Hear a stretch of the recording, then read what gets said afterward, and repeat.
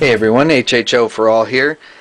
Just want to show you guys something real quick. Normally I use distilled water and half a teaspoon of KOH, potassium hydroxide, and I just figured, what the hell, I'll just try this out.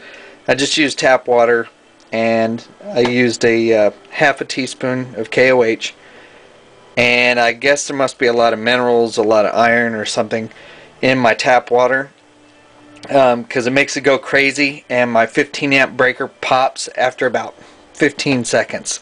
But the output that's on it is just massive, so that's what I'm going to show you guys here. So hold on just one second, I'll flip the switch.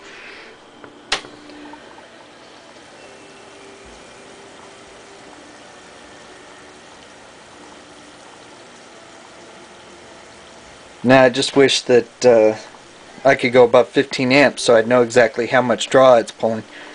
But